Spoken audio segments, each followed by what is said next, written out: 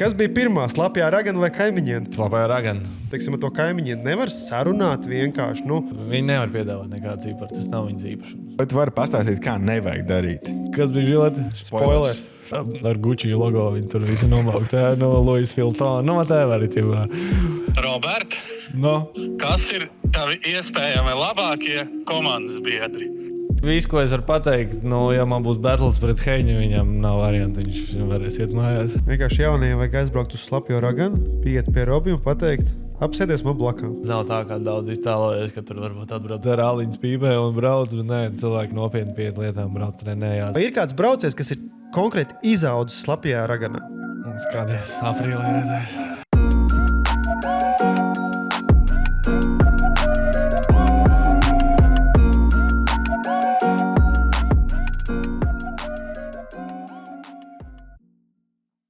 Saruna, kurai bija jānotiek pirms gada. Gandrīz gada. Roberts īstenībā bija kā pirmais, ko mēs plānojām filmēt, bet tas viss tika atlikts uz nākošo mēnesi, uz nākošo, un beigās ir pagājis gads.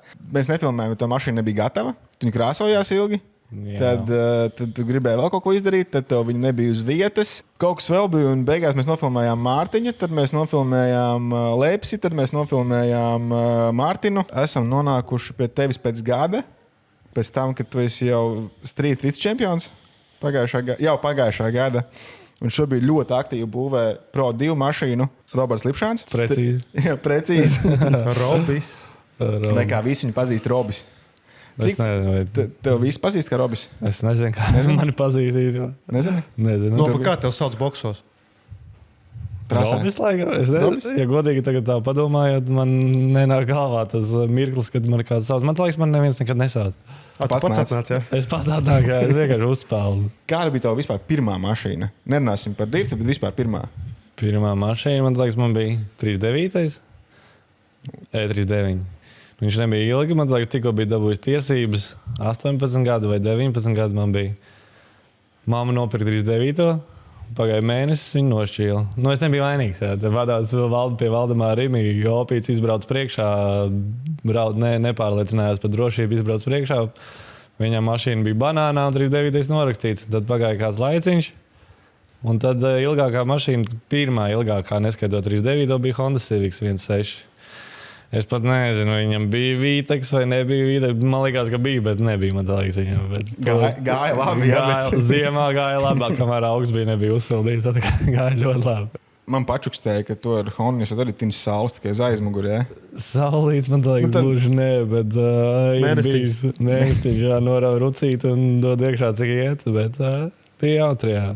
Un kā tu izlēmi, ka tev ir jāpāriet uz... Sanāk jau tādā gadījumā atkal pakaļas aizmugurējās piedziņas?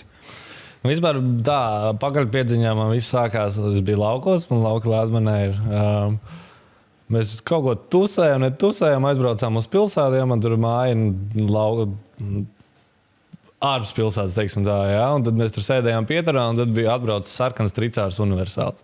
Un viņš sāka nereāli tur kurināt ratus, un vienkārši tur pilns dūmi. Uzsprāk viņam tur dzestru, un tad es sapratu, es gribu to. Tas ir mans, man patīk tā riepa smarža, tā skaņa, un viss, ko tā mašīna dara tajā brīdī, man likās interesanti, un kopš tā laika man tas iepatikās.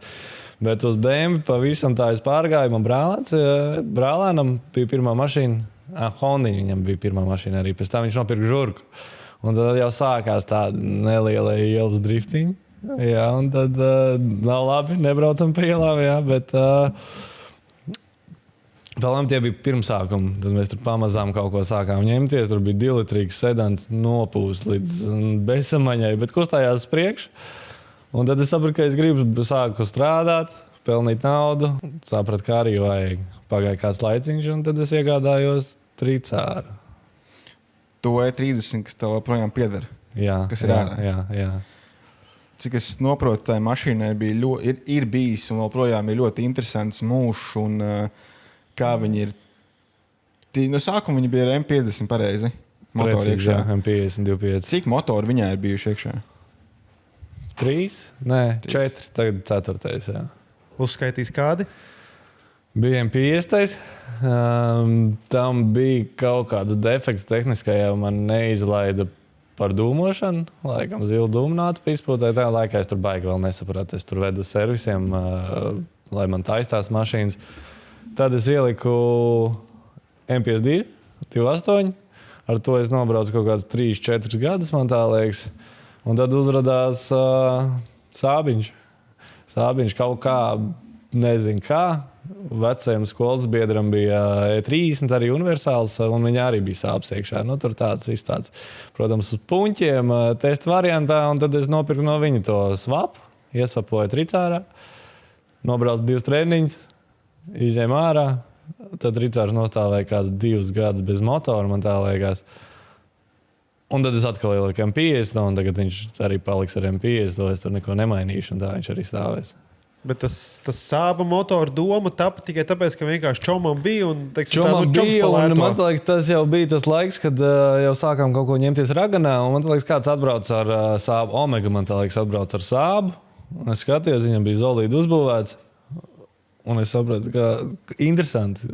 Tu vajadzētu pamēģināt, un sakritības apstākļu dēļ skatījos, ka tam klases biedram, skolas biedram bija Sābu motors tricārā, un viņš tieši viņu pārdeva. Un es viņu nopirku, protams, par dārgu naudu. Man liekas, kosmos tajā brīdī bija, bet neko darīt. Viņš joprojām mašīnā iekšā tas motors. Kurš? Sāba. Nē, šis jau ir cits. Šis ir cits. Pagājušajā gadā es šito ieliku. Tam beidzās karterijas spiediens, bija virzuļi, bija pārplījuši, ringlines bija izšķīdas. Un... Nu, kač nokāva vienkārši. Kaut ko es atceros, nokāvu, jā. Tur kaut kas nebija līdz galam labi, un tagad es ieliku citu. Bet tas nekam šķūnītie vēl 3 gabaliņi stāv. 3 motori? 3 motori izstāv Sābiņā. Bet tas ir ar domu, ka tev viņus izmantos, vai vienkārši sanāca sapirkties? Nu, vienkārši tā sanāca. Tu pirki vienu, nāc komplektā 3, ja?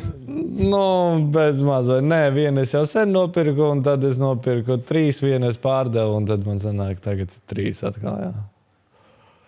Bet viņi visi jau ir pārkonvertēti, lai likt iekšā, vai viņi Nē, man nav vajadzīgs? Ar apkārt kluči pārējais jau viss man ir, pār tie flanči un kārbs, tas atsevišķi. Daudz motori. Nu, es nezinu, kā man viņi vajadzīgi, bet... Nu, gan jau, ka palēto vienkārši ieraudzīja, ka kāds tirgots savāds. Nu, jā. Kā Karlo man viņas pārdeva vispār. Kur viņam ir daudz mašīnas? Viņš nopirka, viņš domāja, ka viņš viņus svapos iekšā, un tad viņš pārdomāja, un tad viņš man viņas pārdeva. Un kurā brīdī atnāca šis auto, kas stāv aizmugurē uz pacēlāja augšā? Šis vispār arī, man tā liekas, šitam ir tikpat daudz gadi manā redzeslokā kā tricāram. Viņš agrāk bija brālēna, un viņš stāvēja viņam ilgs gads garāžā. Un tad es sapratu, ka es gribu to Sābu, es gribu braukt gonkās, es gribu spolēt, un es pārpirku no viņa 2 gadi, 3 atpakaļ. Un uzreiz iesvapoju. Nē, pirmo ziemu es nobraucu ar M50, tur bija M50, tas M50, kas bija šī žurkā iekšā, viņš tagad ir tricārā iekšā.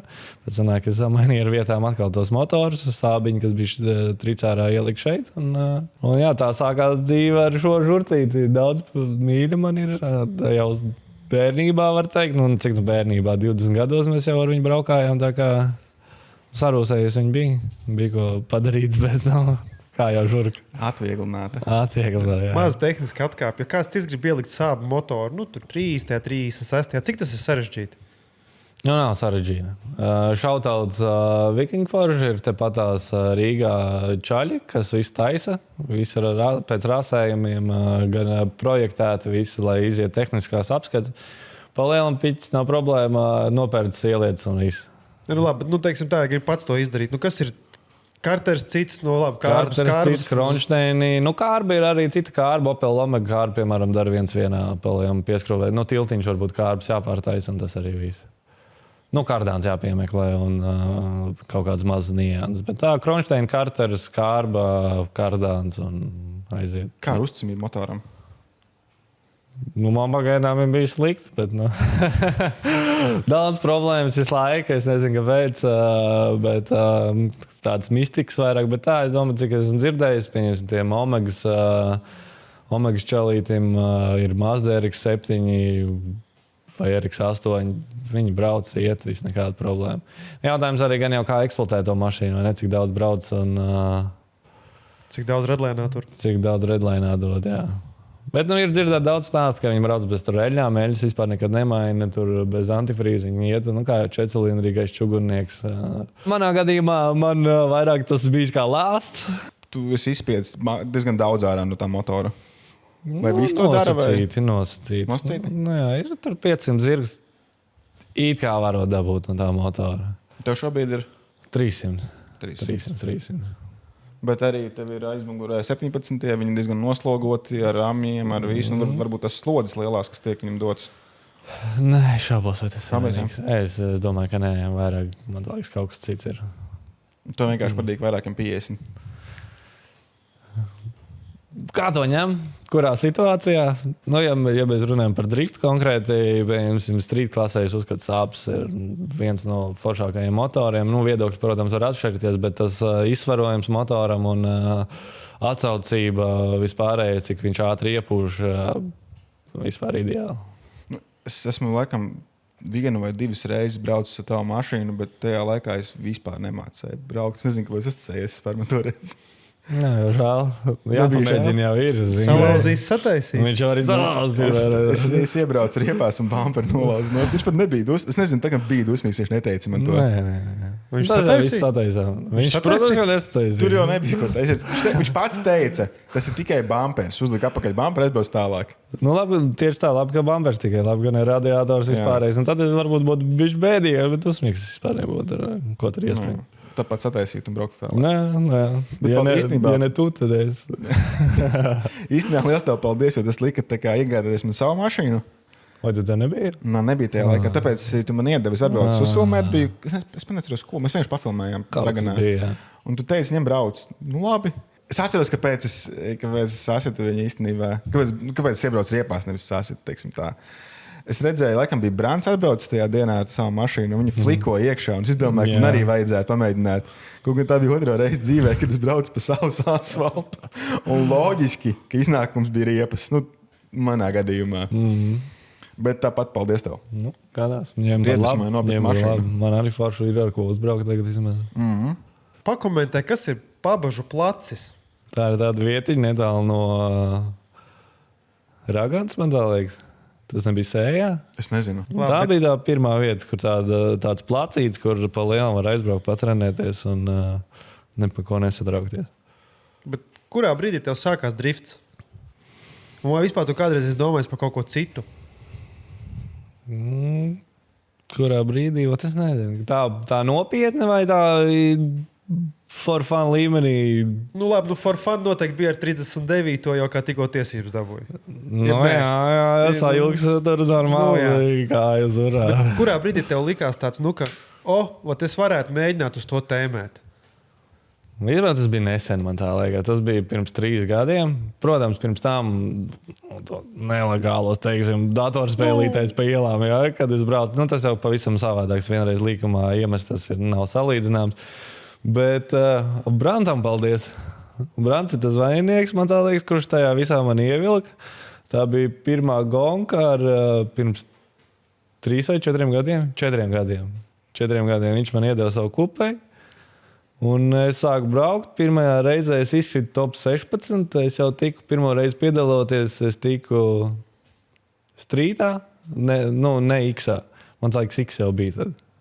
Jā, tas bija pirmais gads, laikam, vai pat nebija. Es neatceros. Bet top 32 kurā gadījumā tu tiki top 32? Top 32 es tiku, un tad nākamajā gonkā es izdomāju arī vajag uzbraukt.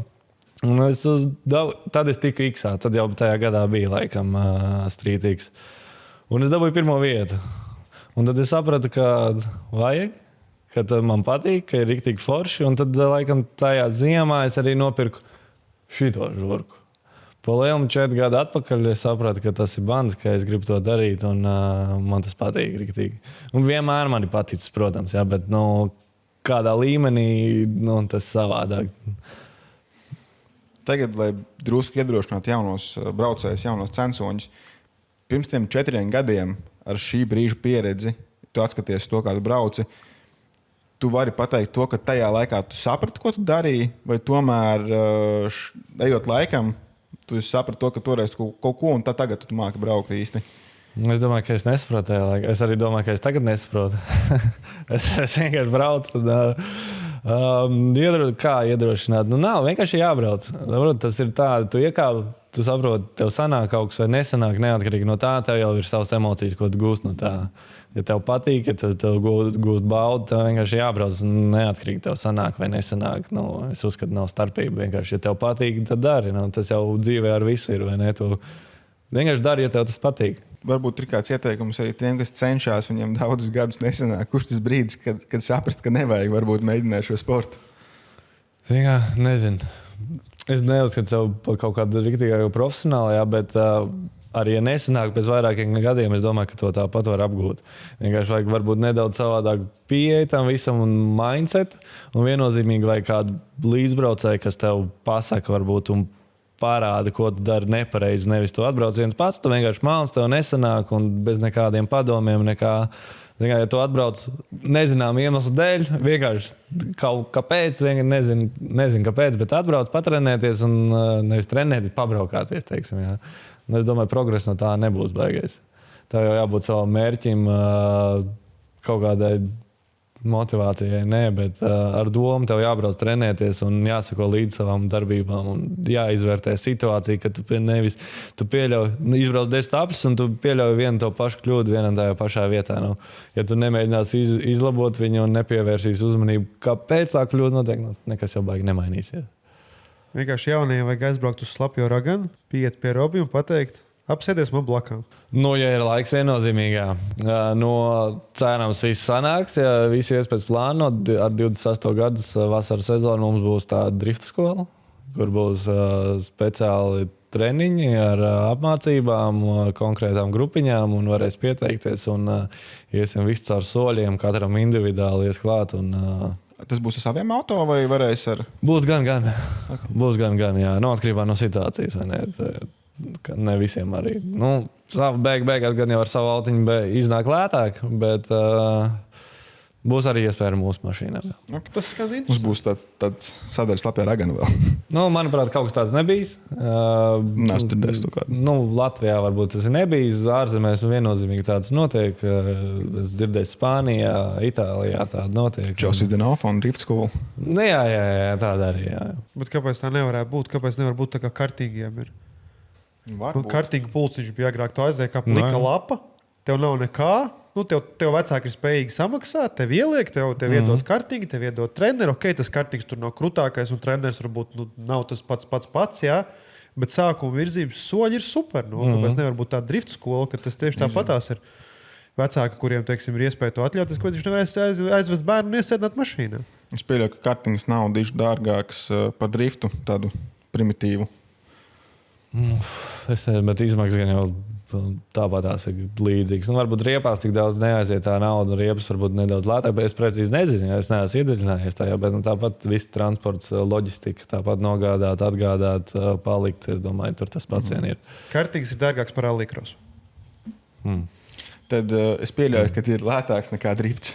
Nu, Nē, drifts ir lētāks nekā kartings, tā es gribēju teikt. Nu, labi, kartīgam ar tur ir 101 opcija, kur tu brauc, ar ko tu brauc, kā tu brauc, bet kartīgs viennozīmīgi, es pat teiktu, ka viņš varētu būt dārgāks par street klases drifta sacensībām, jo mēs tīri par sacensībām runājam.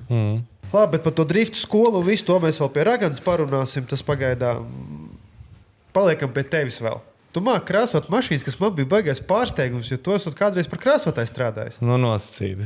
Un tas ir kā? Nosacīti. Biķerniekos tā krāsoja kaut ko? Nu, kaut ko vairāk sagatavoja. Jā.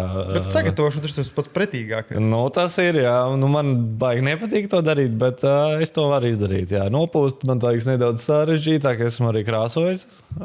Ko esmu krāsojis? Kaut ko esmu krāsojis, jā. Nav svarīgi, ko. Gadījumā ne jūsu winterbīteri? Nē, to es arī sagatavojām tikai. Jā, tu zini kādu krāsotāju, kam patīk gatavot? Nē, viņiem tieši visiem patīk pūst.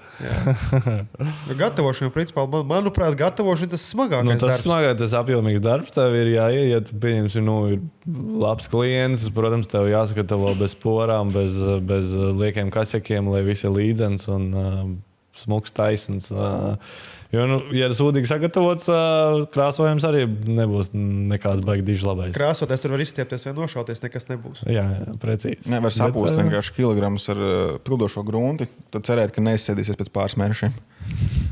Tricāris pats arī gatavoja visu. Skan pēc pieredzes. Nē, es gatavoju savu pats trases mašīnu, tāpēc.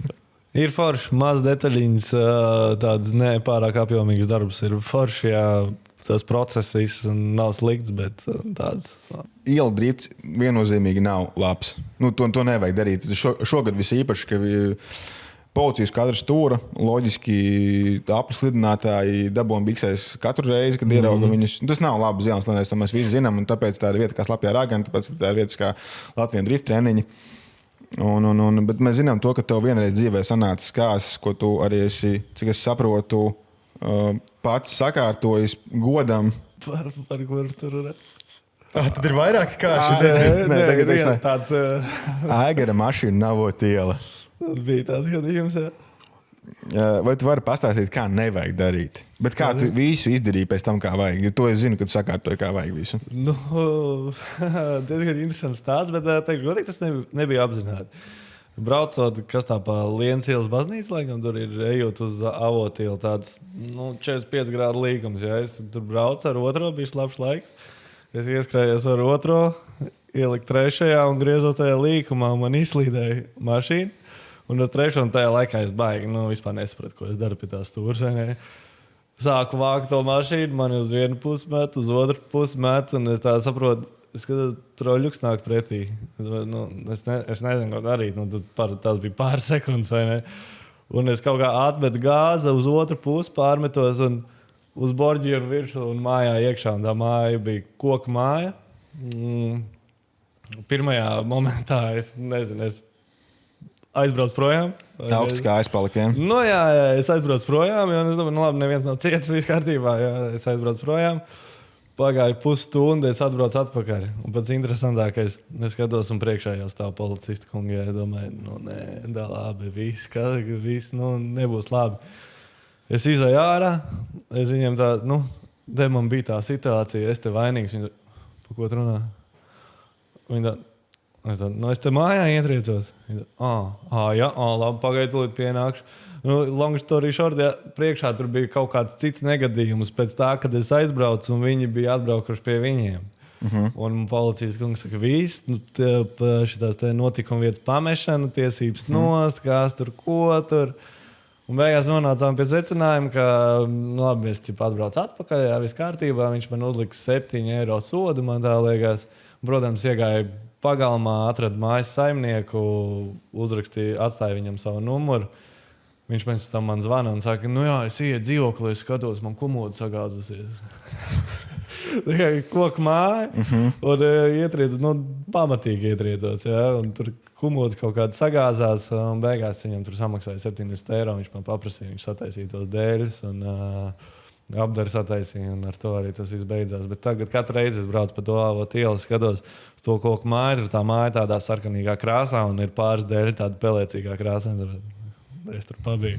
Bet, es ar to, protams, nelapojos. Bet, dzīvē visādi gadās, un tajā brīdī tāds stresa stāvoklis, un nezinu, ko darīt. Un, aizbraucu, bet beigās apdomāju, sapratu, ka, lai kas arī būtu, kāds būtu sekas, es uzņemos atbildību, un es aizbraucu atpakaļ. Un, jā. Tā krustojuma vairs nav starp citu tāda. Viņš tagad ir pārbūvēts. Tur ir kaut kas tāds. Tas luksofors ir ielikt, jo tad noteikti tavā gadījumā... Tas bija vēl tālāk, jau uz Avotu ielas taisnes. Bet tā vieta jau vairs tas iemetiens vairs nav tāds, jo tagad tur ir krustojums. Krustoņa iemetiens. Bet es tev varu mierināt. Tas ir nolādēts kvartāls. Jo man ir, es no tā rajona nāku, es tur lielāko daļu jaunības pavadīju. Man starp to Lienas ielas, Avotu ielas krustojumu un Matīs ielas, Avotu ielas krustojumu ir 4 čomu mašīnas norakstījuši. Bet tā sirsnīgi. Un visiem prasa, kāpēc, un neviens nevar atbildēt. Kāds melnais punkts. Bet tā arī vieni paši un naktī. Tad es maz nebiju vienīgais. Par taviem sasniegumiem mēs pārāk daudz nerunāsim, jo to mēs izrunājām 7. epizodē, kad bija visa komanda. Kad mēs bijām pie visas komandas ciemos, mēs pārgājām pār plus mīnus visiem sasniegumiem. Mēs varētu ķerties klāt skatītāju jautājumiem. Tu vēlies visus pēc kārtas vai ar kaut kādām atkāpēm? Nav man neviens īpašais, es baigi tajā neiedzinājos. Bet es saprotu, ka tu viņus nelasīji pats. Nē, varbūt pirmajās 20 minūtēs apstājos, kas tur notiek, bet tā es arī pēc tam nestīju. Vai kāds uzdevis vispār, ja? Jā. Jautājumi ir. Ir pat interesanti un mazāk interesanti jautājumi.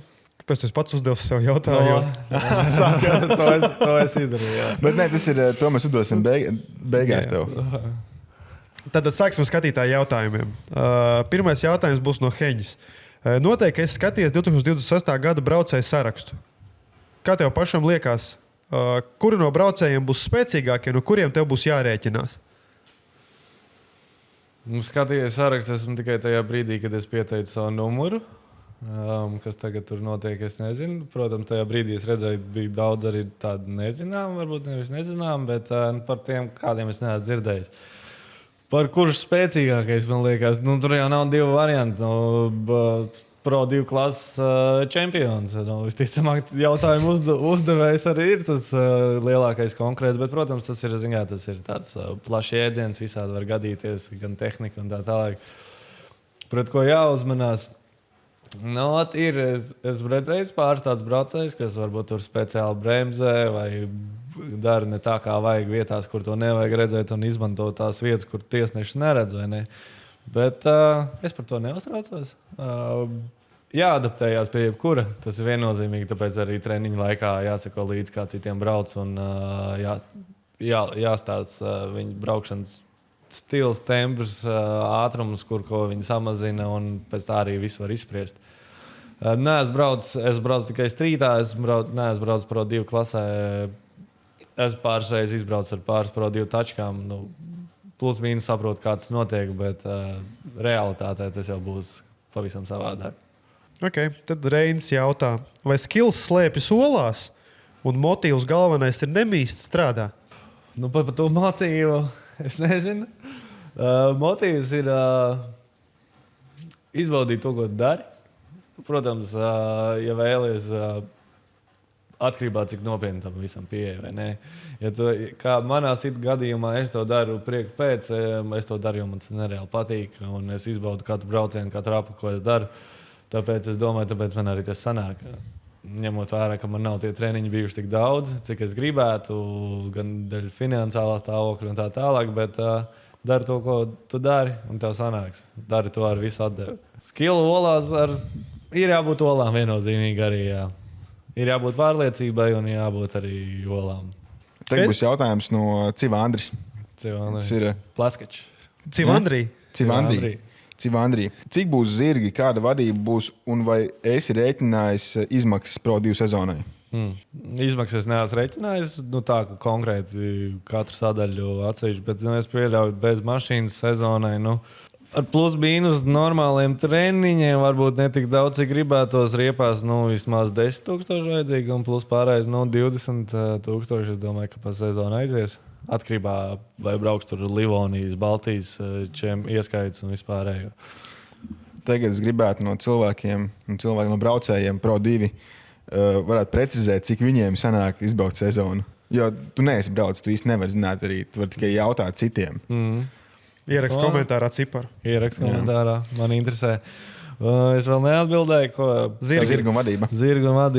Es plānoju 600, es gribētu 600 līdz 700. Skatīsies pēc situācijas. Es jau uzskatu, ka 550 būs pilnībā pietiekami. Bet beigās kāds būs setups, to es vēl plus mīnus zinu visu par vadību. Ir divi varianti, Maks Eku vai Vems. Es uzskatu, es runāju ar vairākiem cilvēkiem. Lietas Maks Eku brauc un tu zini, kas tev notiek, vai lietas Vemsu brauc nezinot, kas ar mašīnu notiek. Ir kaut kādas standarta lietas, kam tu vari sakot līdzi, bet tev kaut kas ar Vemsu vadību, tev kaut kas notiek, tu nezini, kas tev notiek. Tev kaut kas nestrādā, varbūt viņš tev rāda, ka tev tur degmaisījums nav pareizs vai kaut kas, bet kas tieši konkrēti pie vainas un ierakstīt tur logus, dzīvo datu, un to nevar izdarīt.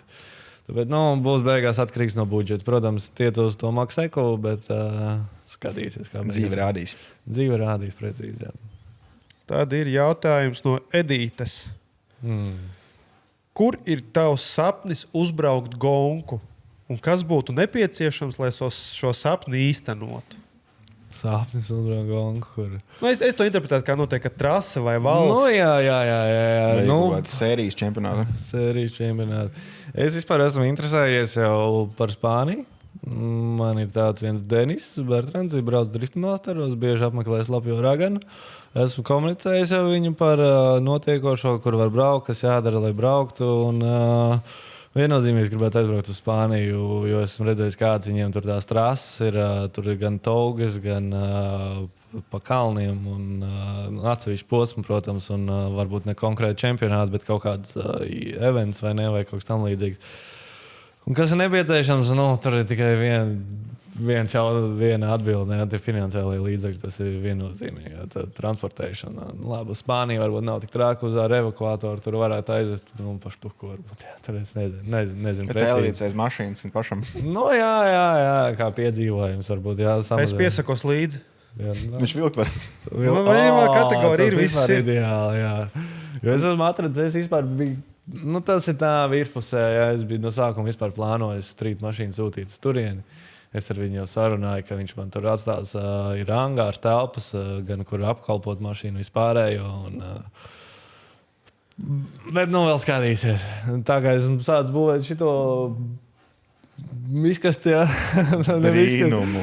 Nezinu, kas tur izvērtīsies beigās, bet jā, tāpēc viss ir tāds limitēts. Paliksim pie jautājumiem par brīnumu, vai kā tu saki, miskasti parunāsim vēl vēlāk.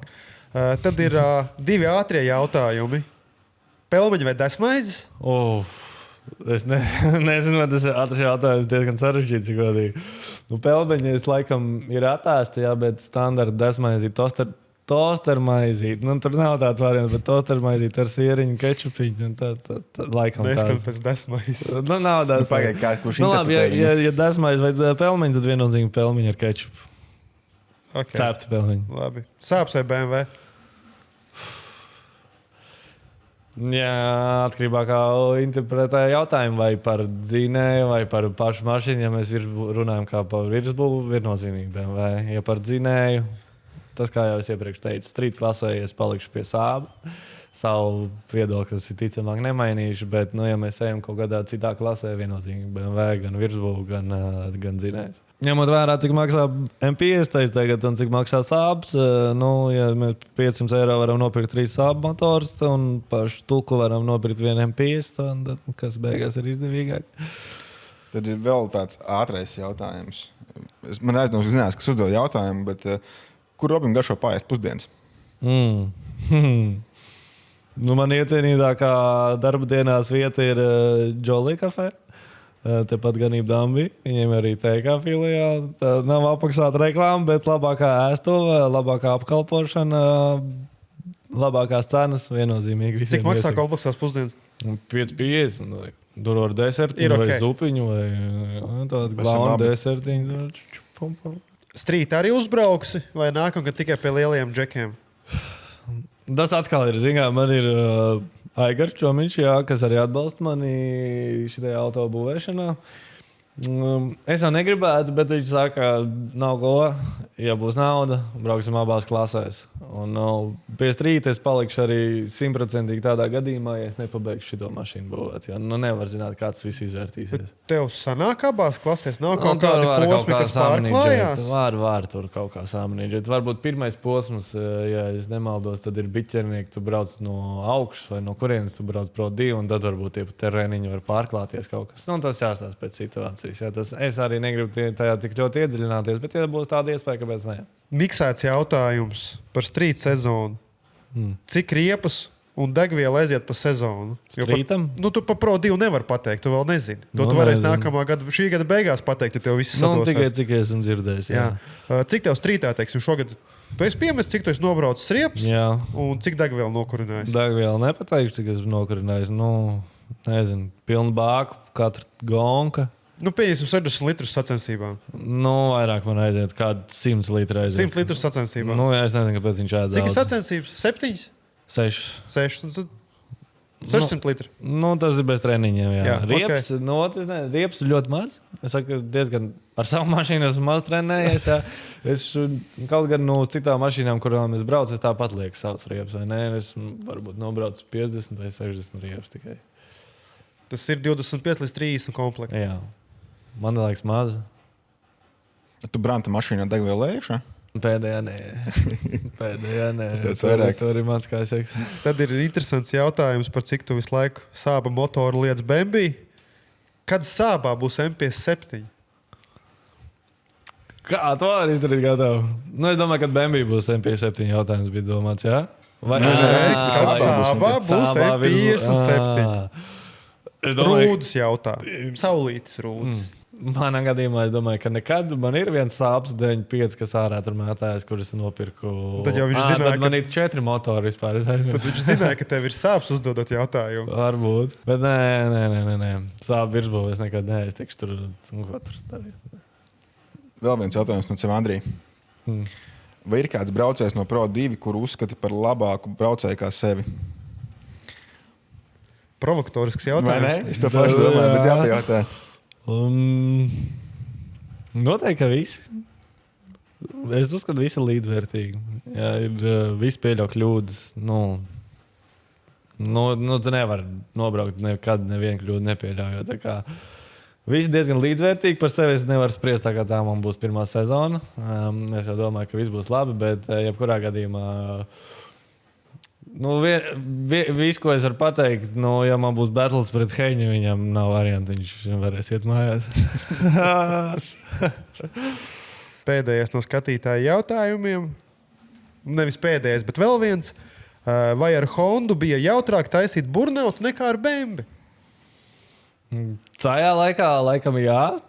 Tagad varbūt tas dod nedaudz savādākas emocijas. Man liekas, tagad no Bembi kurinot ratu, tas ir kaut kas savādāk. Bet jautrības ziņā ar Hondiņu noteikti bija jautrāk.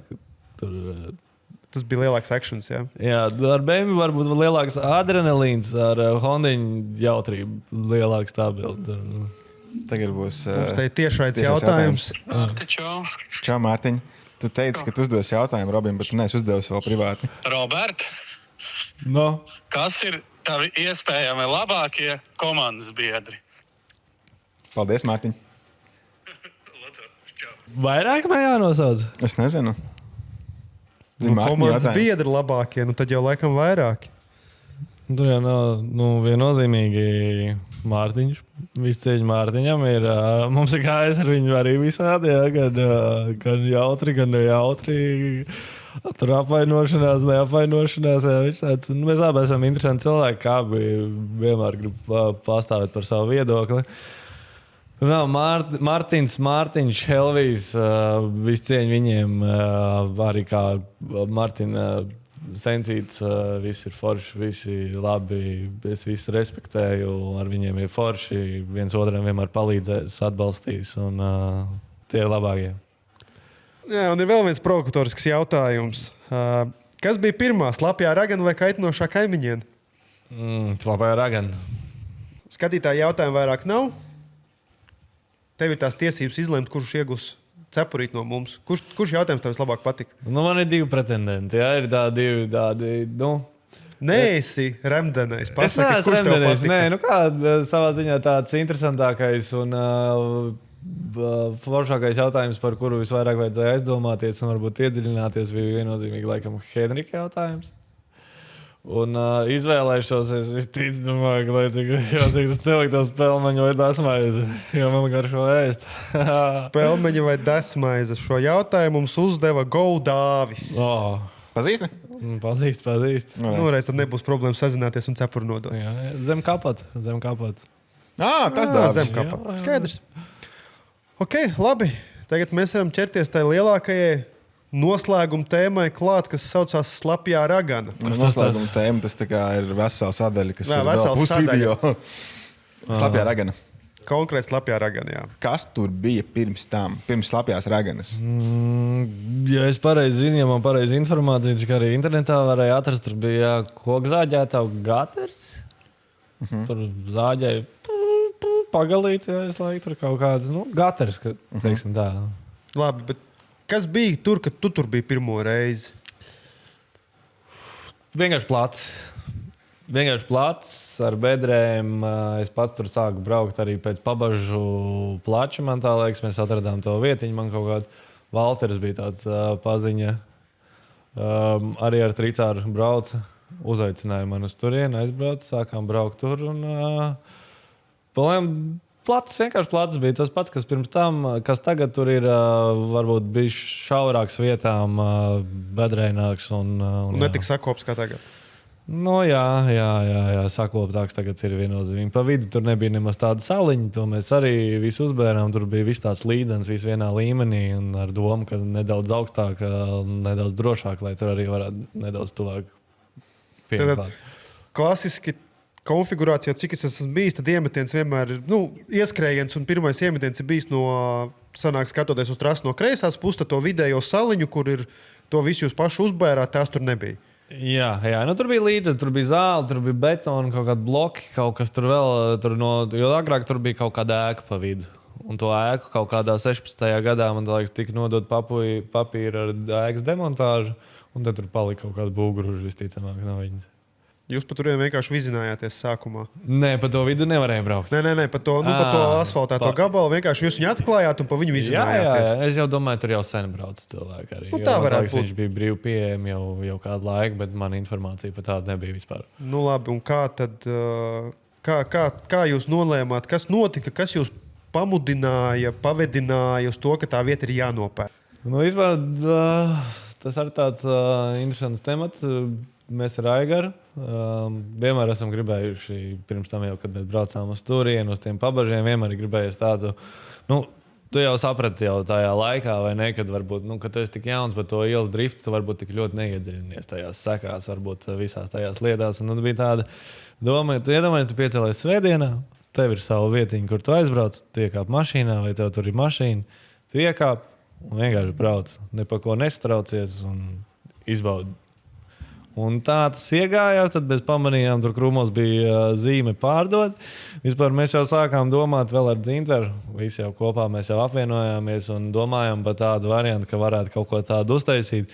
No sākuma mēs gribējām pie Lēdmanas taisīt, tur zemes gabals bija. Mēs kaut kā reiķinājām, ka tur 30,000 tur uztaisīt kaut kādu diezgan lielu asfaltātu laukumu, tur kas tur vārds pa vārdam, un tad mēs bišķi sajaucām skaļķus, un tur bija kā minimums 300,000 par to asfaltoto laukumu. Mēs sapratām, tā nebūs. Nulīt pazud, jā. Bišķi misēklis kalkulatorā, jā. Un tad mēs sapratām, ka tieši mēs sēdējām, es strādāju tajā laikā, man liekas, Norvēģijā vēl pa ziemām. Un man tieši meklējām, ko varētu nopirkt, un man sensītis atsūtīja linku tieši uz to zemes gabalu, kur es pirms tam braukāju. Es zināju, ka mēs tur braukājam, es aizsūtīju viņiem, un kaut kā nolēmām, sapratām, ka jāpērk, un jāsāk attīstīt tā vieta. Un tā tas viss lēnām sākās. Uzlējām to asfaltu, ko tur pielējām klāt, uzkopām teritoriju, un pamazām sākām bīdīties uz priekšu. Vai tajā laikā jūs sapratāt, uz ko jūs parakstāties? Jūs nopirkat to gabalu? Varbūt nē, varbūt jā. Nebija iedomājies, ka nonāksim līdz šādai situācijai viennozīmīgi. Bet bažas vienmēr bijušas tādas, ne bažas, bet šaubas. Ja, kaut kas kādam kaut kas nepatīk, varbūt kaut kas nav tur kaut kas. Un, domas ir bijušas par to, bet ar pacelt galvu vienmēr gāju uz priekšu un nedomāju par to slikto un malcu, jo es uzskatu, ka mēs darām labu darbu. Tur apkārtējā nebija neviena, vai ne? Kā ir, joprojām tur dzīvo tā sieviete, kas ir tieši blakus mums. Viņa tur bija. Mūžu tā iecienītā kaimiņiene nebija vēl tur tajā brīdī. Tur bija pamastā sabrukus māja tur bija tajā brīdī. Mēs, protams, gribējām to zemes gabalu arī nopirkt, bet mums tur pateica kosmiski, cik cipari, ja es nemaldos, tur bija 80 līdz 100,000. Viņš pateica par to zemes gabalu ar sabrukušu māju. Tur bija vienkārši lauksaimniecības zeme, principā, ja? Tur bija lauksaimniecības ēku ar bīstamu ēku, un tur nevarēja dzīvot iekšā. Ēka avārijas stāvoklī. Ēka avārijas stāvoklī, precīzi, jā. Un apkārtēji, kas tur tālāk, ja visi dzīvoja, tie noteikti, ka tur arī dzīvojam. Bet daudz, labi, es nezinu, kādi jums tur jautājumi, bet daudz jau ir aizmirsuši tādu faktu, ka pirms mēs iegādājāmies to zemes gabalu, tur brauc cilvēki pa naktīm ar kādiem izpūtējiem un tur neievēro vispār nekādas cilvēku normas, vai ne? Tur vienalga, 2-3 naktī braucam, spolējam. Cilvēki visi bija priecīgi, pirms mēs uzsākām to visu darbību. Mēs braucām pie visiem kaimiņiem tuvākajiem, mēs jau izbraucām, mēs pabrīdinājām, mēs nevienojāmies, izstāstījām savu plānu, savu vīziju, visi bija priecīgi, visi bija par mums. Lielākā 95-97% joprojām ir par mums, cik ir dzirdēts, cik ir runāts ar viņiem, visi ir par mums. Un, tas ir tāds uzburts mākonis savā ziņā par to, cik daudz cilvēki ir pret mums. Ir, protams, tie varbūt Facebookā tie komentētāji vai ne, kas tur raksta kaut kādas lietas, bet neizvērtējot situāciju un neapzinoties reālo situāciju. Jā. Jebkurš var ierakstīt komentāru, ka tu pat nezini, kas tur notiek. Vai ne? Tu izlasi virsrakstu līdz pusē un jau sāc drukāt pa pogām un pēc tam sāc domāt, varbūt, tie cilvēki laikam nekad Tas vēl kā līdzīgi, kā man dzīvesvietai blakus arī ir viena ziemas trasīte, ko tur cenšas rušināt, un lielākie bļāvēji ir tie, kas pat absolūti mūsu novadā nedzīvo, un vēl daļa no viņiem vispār pat Latvijā nedzīvo. Bet viņi ir lielākie bļāvēji pret, jo redz, viņi varbūt kaut kad atbrauks atpakaļ dzīvot. Bet tas kašķis ar kaimiņiem, jums tur vairāk vai mazāk ļoti daudz ir, viss ir atspoguļojuši to kašķi. Kaut kas no jūsu puses, kaut kas no pretējās puses.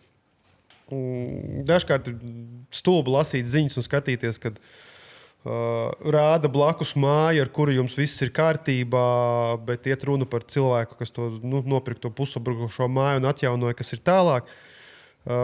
Bet jautājums, vai tu redzi kaut kādu risinājumu šim visam? Civilizētu risinājumu. Teiksim, ar to kaimiņiem nevar sarunāt vienkārši. Vai viņi par adekvātu cenu atdod to īpašumu, vai viņi izvirda kaut kādus noteikumus, teiksim, kad kaut kādi laika periodi. Es nezinu precīzi, bet esmu pārliecināts par to. Viņi nevar piedāvāt nekādas īpašumus. Tas nav viņas īpašums. Sāksim ar to. Tur tas ir vai īrē, vai nav starpība, vai ne? Bet tas nav viņas īpašums. Un, jautājums ir, kāpēc... Kā tiek uzklausīts?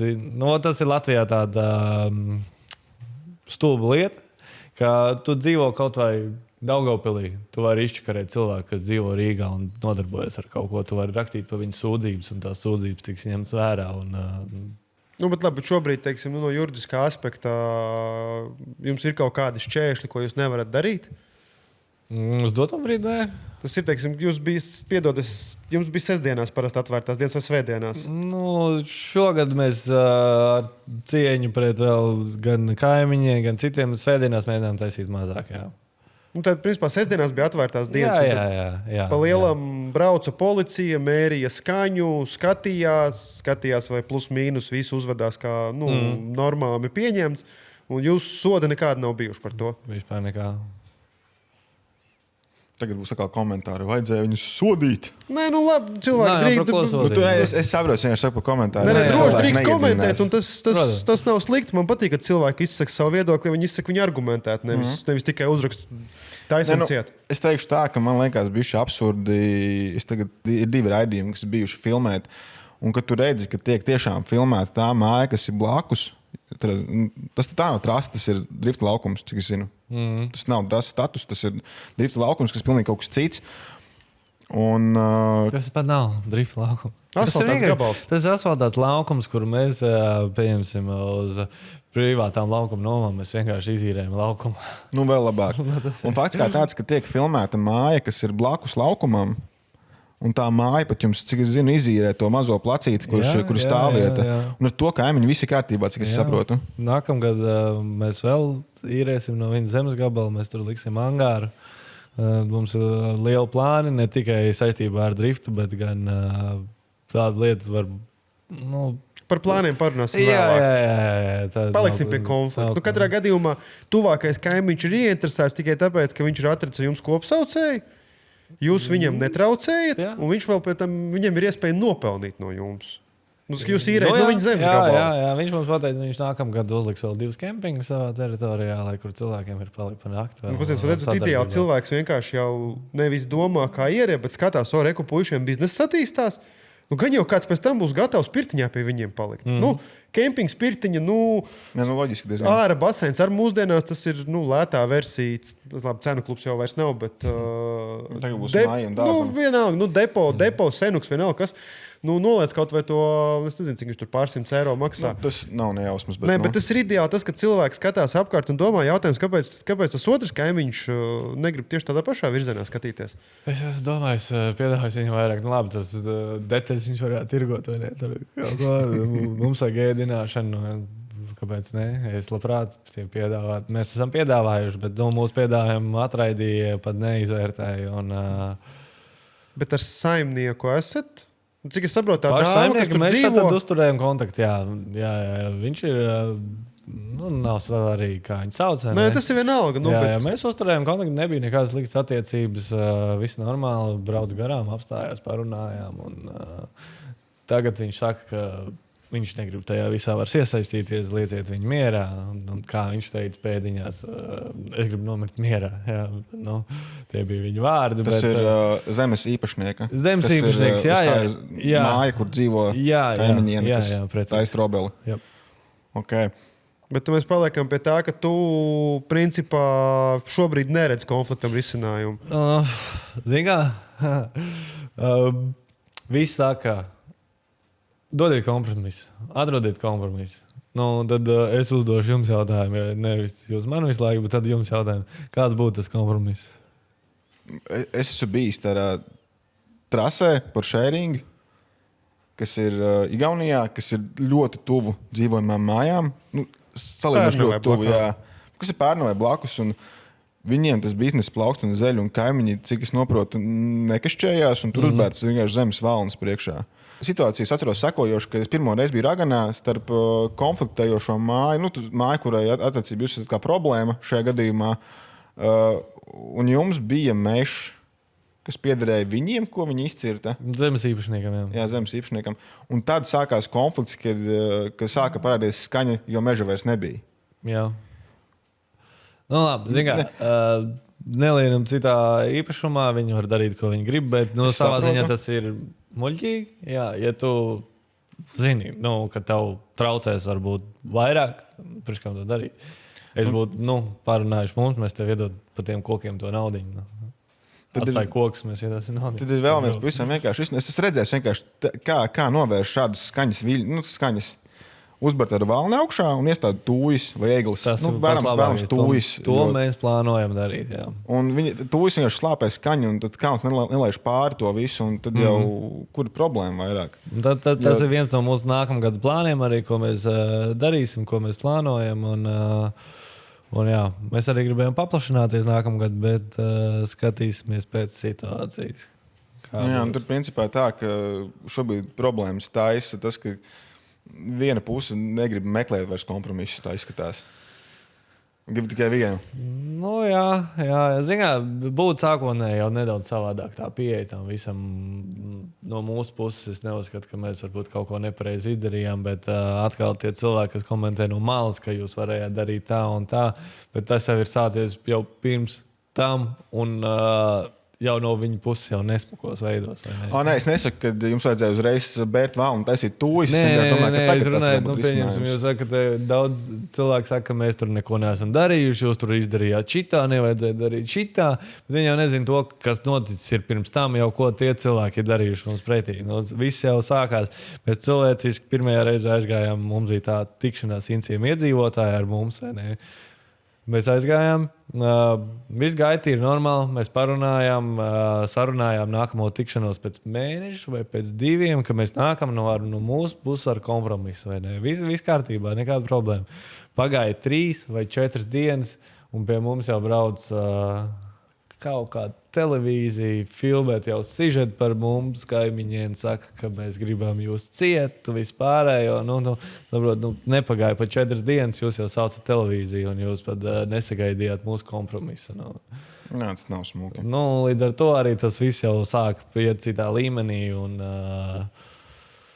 Un jā, kā līmenī, no mūsu puses mēs jau, mēs esam arī cilvēcīgi, vai ne? Es personīgi neuzskatu, ka tur kaut kādas vajag darīt pretī tādas lietas, ko viņi dara, vai ne? Viņi tur tādas sūdzības raksta visās iestādēs, gan personīgi uz dzintaru, tur tik daudz zājāvas. Es domāju, ka viņš jūg prātā, vai ne, atbildot no viņam un par visādiem sīkumiem.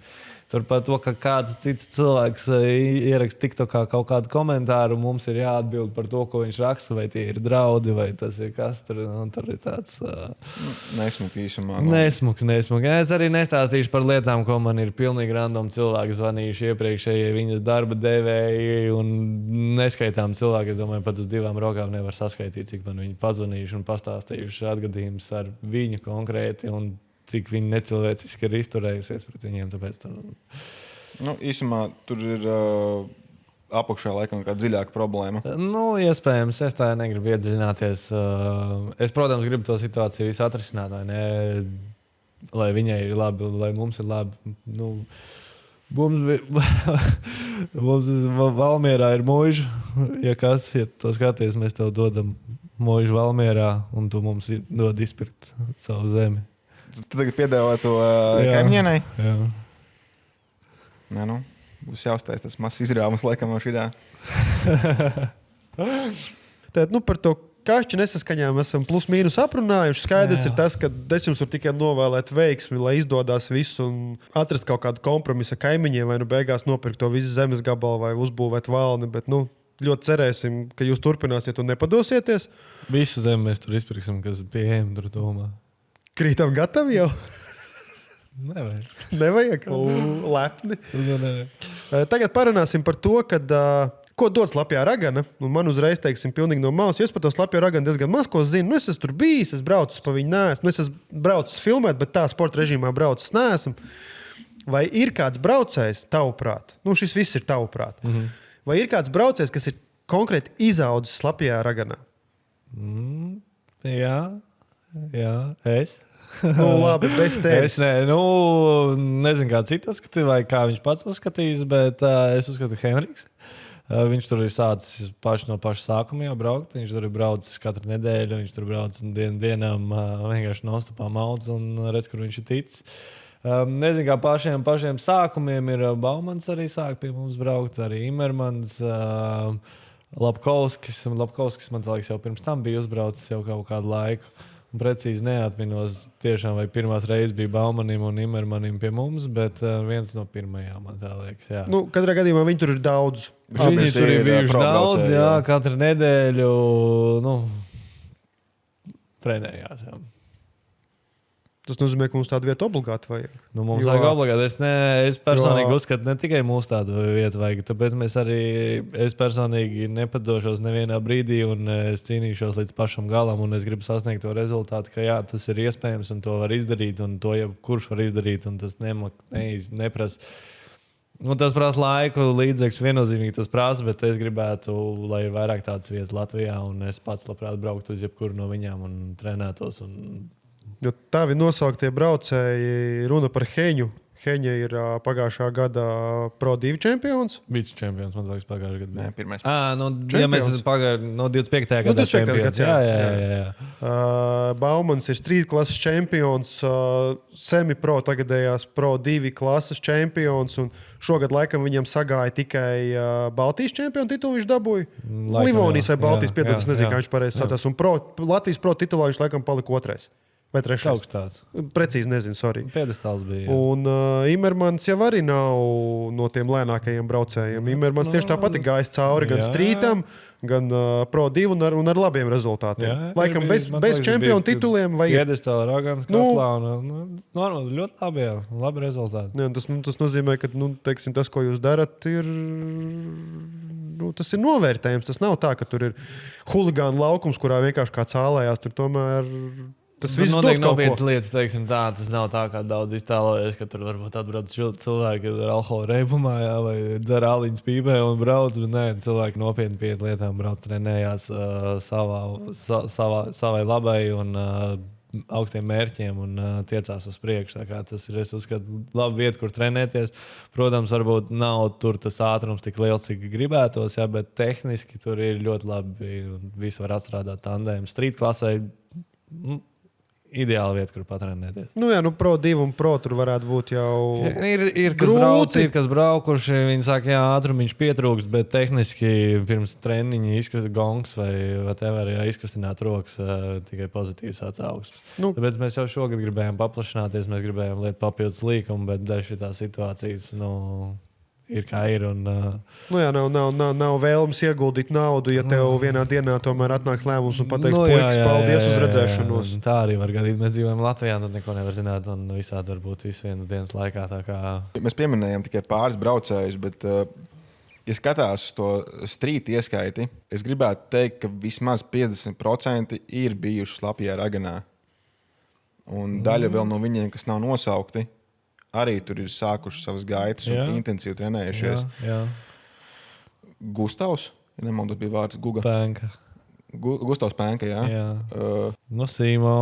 Simona. Agnes Eglīts. Viņš gan jau pirms tam brauc, un tad sāk trenēties, sāk gonkās braukt. Tu. Es. Skrieviņš, jā. Arī daļa mums nopirka mašīnu, sāk trenēties. Tamāra Rutkovska sāk savas gaitas arī pie mums. Ir daudz, tagad uz sitienas tā nepateikšu. Ir tagad šī gada, 25. gada, tur ir Ēriks, Levizers, nē. Ir ļoti daudz. Ir Rainers, Batreks.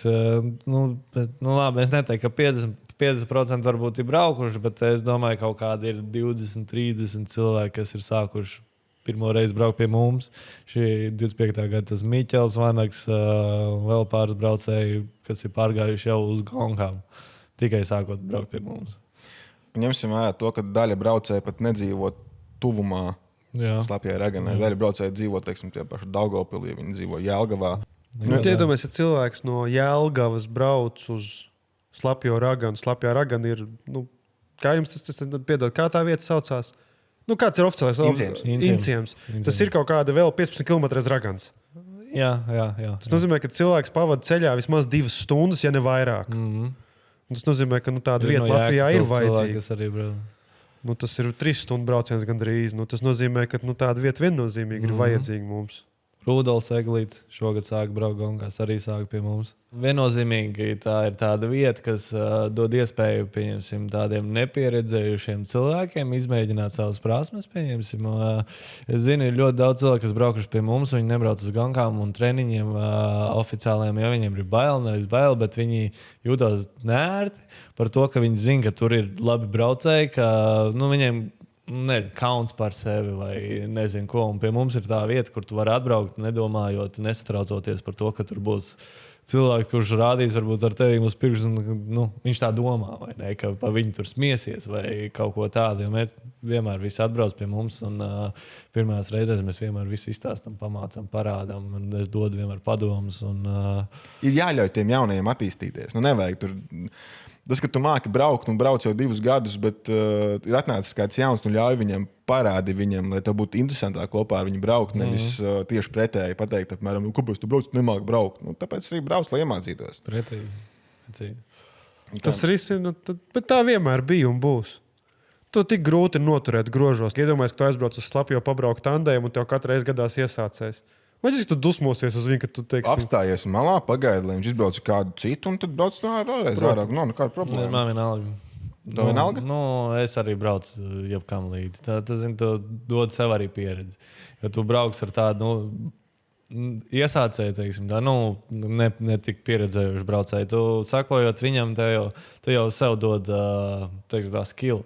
Jo tu jau koncentrējies un mēģini nolasīt viņu, un attiecīgi tu jau sāc saprast, ko darīt tajā situācijā, kad viņš varbūt tur brauc jau mazākā leņķī. Tu savu reakciju trenē attiecīgi ar... Tā tur man trenējies, ja? Jā, protams, Nē, bet iedomājies, ka tu esi, teiksim, pieņemsim modelējumu situāciju, tu tur esi baigais braucējs, tev viss sanāk, baigais braucējs, tev viss sanāk. Un tev iekrīt tandēmā čeiss pret, teiksim, kādu nepieredzējušu braucēju. Jauniņo, jā. Un tev jau arī ir jāiemācās, ko darīt ar viņu. Jā. Jo pa lielam, ja viņš brauc mazā leņķītī, tu esi pieredzējis braukt lielā leņķī un tu vai nu... Es teikšu tā, grūti ir visu dienu, kad tev stāv blakus un tu esi čeisā un tev rāda distancīte. Tas ir grūti. Tad tā, ir tāda nevis skroba, bet tā kā, pamēģinam. Es jau to neskriešu speciāli virsū.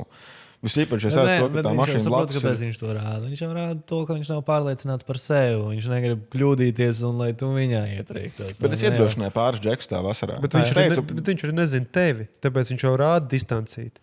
Ja viņš jau nezina, uz ko tu esi spējīgs. Ieraudzīja manu mašīnas aizmuguri un sapratu, ka labāk šis džeks nesako. Nē, bet zīmē nevienam jau nav. Iedomājies, cik tev būtu stulbi, ka tu esi uzbūvējis savu sapņu auto, bet tu aizbraukt uz trasi. Un tev pirmajā treniņā jau kāds no sirds ieslāma pa durvīm. Neviens to nedarīs speciāli. Speciāli jau ne, bet iedomājies, ja satiekās divi nepieredzējuši. Jā, Raganā ir viena tāda baigā štēle. Raganā tā trasa ir tik... Tas ātrums ir salīdzinoši maziņš, lai tu jebkurā brīdī varētu apstāties normāli. Mums īpaši pa sausu. Tur nav tā, ka tu nevari... bija pāris konfigurācijas, kur arī ritīgi ieskrieties. Salīdzinoši pie šās trases izmēra diezgan. Bet tajā pašā laikā tur nav vietas, kur tu īsti nevari apstāties tā. Galvenais ir ļoti neiet palikt. Slapjai Raganai būt, un cerēsim, ka viņa būs un paliks, un kad atmosfēra paliks tāda pati un vēl jautrāka un viesmīlīgāka un foršāka. Kā tu nonāci pie secinājuma, ka tu vari mācīt braukt arī citus? Kurš bija tas brīdis, kad tu saprati, ka es saprotu tagad tik daudz, ka es varu citus pamācīt? Jo es zinu to, ka jūs varat, bet jūs izīrējat auto, un jums arī ir tā kā iespēja, ka tu sēdi blakus un bišķi pastāsti. Tas standartā jau nāk iekšā. Mēs vienu pašu braucēju, lai neatkarīgi, lai ko tu teiktu, māki vai nemāki, es vienmēr kāpu mašīnā blakus. Ir bijuši gadījumi, kad cilvēks saka, es māku, tu viņus palaidi. Pirmajās reizēs, ja no kļūdām mēs mācāmies, tu viņus palaidi. Un tad nākamajā momentā skaties, ka viņš brauc ne tur, kur vajag, uz diviem riteņiem. Un saprot, nē, tā būs pēdējā reize. Tu nemāki līdz galam. Ja? Bet kurā brīdī es jau vispār, kopš mums parādījās autonomu, kopš tā laika jau es arī sāku mācīt, ja nebija varianti. Kā es to apgūvu? Es nemācīšu atbildēt. Viņš laiks rādīja. Ja? Laiks rādīja, un viennozīmīgi bija jāpasēž, jāpadomā, jāapdomā. Jo, zinām, braukt pie stūra tas ir viens, bet piefiksēt, ko tu dari un kas jādara kurā brīdī, saprast to. Jo pēc tam jau pēc laika jau tas notiek automātiski, un tev pašam aizmirstās, ko tu dari. Tas ir tā kā, nezinu, no rīta piecelties un uzvilkt zeķes vai aiziet zobus izmazgāt. Ja tu to nedomā, tu vienkārši to dari. Kaut kā laikam ejot, sāk domāt, kā pareizāk, kā labāk, ko pielikt, ko atņemt, ar ko sākt, kur iet tālāk. Un tā pamazām iegājās. Es uzskatu, ka ir labi. Vienmēr ir bijušas lielākoties labākās atsauksmes. Es mācījos gan gados vecāks cilvēks, tur 60+, ir bijusi viena oma. Neteiksim, oma, jo gados vecāks cilvēks, kas jau intensīvāk sāk braukt pie mums. Es viņai tur ieteicu. Viņa pirmo reizi atbrauca, viņa vispār nemācīja ar manuālu braukt. Es viņai ieteicu aizbraukt, protams, nav tas lēti, vai ne? Aizbrauc iznomā mašīnu, kaut kur pabraukā pa ielā ar manuālu, viņa izdarīja to, tad viņa atbrauc pie maniem, mēs atkal pamācījāmies stundiņu. Tad es viņai ieteicu aizbraukt uz simulatoriem, viņa aizbrauc uz simulatoriem, tad atkal brauc pie mums, un mēs, ja nemaldos, 2. vai 3. nodarbībā griezām jau 8. Jā, tas ir solīdi. Tas ir solīdi, jā. Un, gan bērns, gan sievietes, vīrieši nav starpība. Protams, ar citiem ir grūtāk. Kā ir, lai ko arī darītu, ir cilvēkam nesanāk, diemžēl, pat saulīti uzmest. Jā. Tur dara, ko gribi. Kā mēģina, kā gribi. Vienkārši nav tā izjūta, laikam nesaprot to savu pozīciju. Laukumā leņķi un tāds izjūts ir grūti. Ir cilvēki bijuši, kas atbrauc, viņi sāk braukt un viņi nevar pabraukt. Viņiem nepatīk, viņiem ir tas nekas vispār personīgs, tas viss ir normāli, katram ir savas problēmas, kaitas, slimības vai ne. Ir tādi gadījumi, kad cilvēkiem nepatīk dūmi. Viņš nevar, viņam klēpjas, viņam slikti, viņš nevar, fiziski, vienkārši nepanās varbūt dūmus vai ne. Un, jā, kaut kā tā tas viss iegājās. Un, ja nemaldos, zinu, kurš ir vecākais, ko tu esi mācījis braukt. Es arī zinu. Mēs uzdāvinājām sievas tēvs brālim Vēl pirms es pazinu jūs īstenībā. Es nepazinu. Jā. Es tevi nepazinu tajā laikā. Es pazinu Aigaru. Es zināju, es biju ierakstījis internetā drifta apmācības, kaut kas samlīdzīgs, un izlaicu ārā jūs, un es nopirku no jums. Es pat nepazinu jūs. Tu pat nezināji, ka tur Aigars ir. No sākuma es nezināju, pēc tam kaut kāds sapratu, ka Aigars ir šērojis, viņam zvanīja šeit tavs kontakts. Un tu biji tas, kas man uz sievas tēvu brāli mācīja driftot. Viņam palika 70 gadi. Jā, dzimšanas dienā. Jā. Un viņš ir lielāko prieku gatavs braukt arī, un kas viņam te pavazina, jo šobrīd māku braukt arī kaut cik. Man vajag brīžam zirga brilli tev uzvilkt, bet jā. Jūs te runājat par mācīšanu. Cik maksā stunda Raganā? Ar 28 gadu 400 eiro. Stunda, jā? Tas ir viss iekļauts. Es atbraucu baltos cimdiņos ķiverītē. Jā. Vai ķiveri tu var iedot? Ķiveri es iedodu, baltos cimdiņos nebraucam, tomēr sporta mašīna, riepiņu daļiņas un tā. Braucu vecmeitas baltās kleitās, viss kārtībā nesasmērējās. Tas tagad tā iedziļinoties. Bet jā, pa lielām atbrauc, iekāp, nobrauc, aizbrauc projām. Bet cik es arī zinu, tad stunda pie jums ir stunda braukšana, nevis stunda no 1 līdz 2.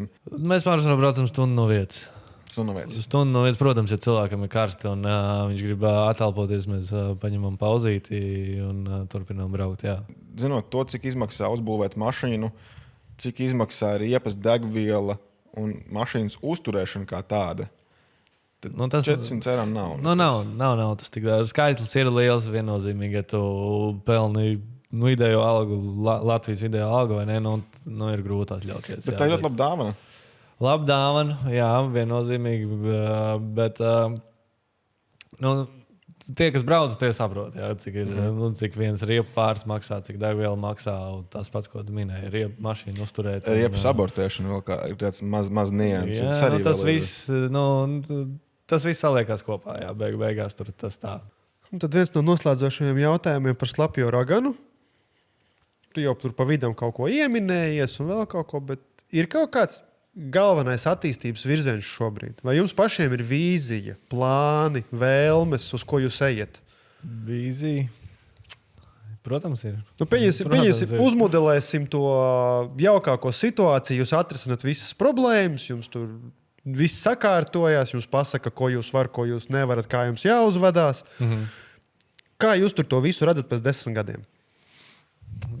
Pēc 10 gadiem, tas daudz laika. Ja, domāju, pat būtu, ja šie raiti, to būtu iespējams realizēt. Šis laukums paliks kā iesācēja laukums. Reāli fiziski trasa tur nebūs. Plānā ir turpat tās blakus būvēt reāli trasi, ja, protams, tas viss atļaus.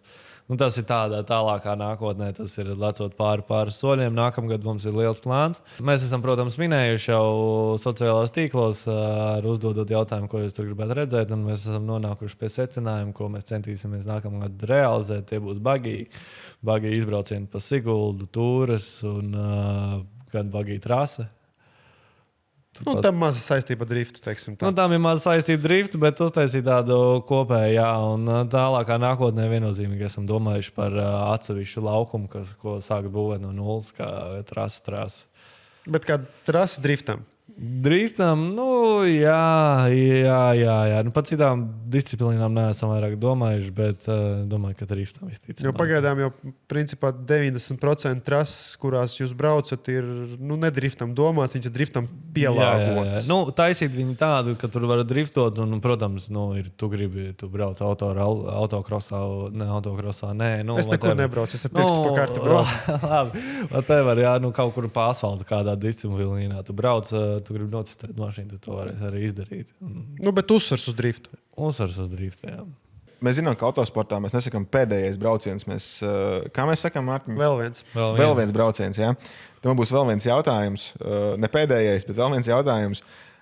Slapjā ragana dzima jau startā ar savu nosaukumu Slapjā ragana, kas bija doma, ka būs laistāma trase, kur varēs mācīties Sānslīdi no sākuma lētākā, teiksim, veidā, nevis, ka lietus līdz, bet, kad salaist trasi un brauc pa slapju segumu. Vai tā ideja vēl tā kā ir? Jā. Šogad, ar šo gadu esam padziļinātāk pievērsušies tam visam, jo dēļ tām nelielajām reliefu maiņām ar mūsu plāniem, ko mēs līdz šim bijām domājuši, diezgan sarežģīti to visu uztaisīt, automatizētu, bet esam atraduši risinājumu, kur iespējams šogad būs tādi treniņi, kad tikai braucam pa slapju, attiecīgi mazinot dūmus, skaņu, vispārējo, finansiāli mazinot izmaksas uz treniņiem. Un jā, mēģināsim realizēt to un skatīsimies, vai sanāks. Atkarībā viss no situācijas. Sītīgi forši, jo es, piemēram, iemācījos braukt pa slapju, un kad es pirmo reizi biju treniņā, pretēji tieši, es iemācījos braukt pa sausu. Un kad es pirmo reizi biju slapjā treniņā, es ieskrējos un atdūros bišķi pat riepām un dībenu.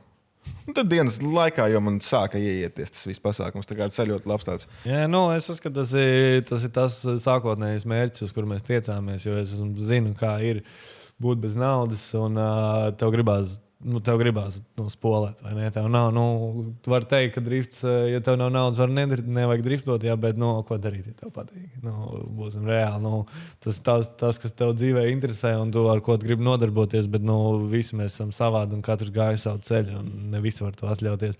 Un tāpēc mēs vienmēr jau gribējām to slapjo, lai tev būtu reāli, tev kaut vai nauda, tam 2.8 motoram naudu, vai ne? Tu ar savu 1.8 dilitrīgu atbrauc, tur ir slapš, tu zini 100% būs slapš visu dienu, tu brauc tikai ielai degvielu, vienu riepu pāri nopērc. Un tu riepu pārbrauc 5 treniņus vai visus 10? Jā. Raganā riepas slapj vispār nedilst. Jā.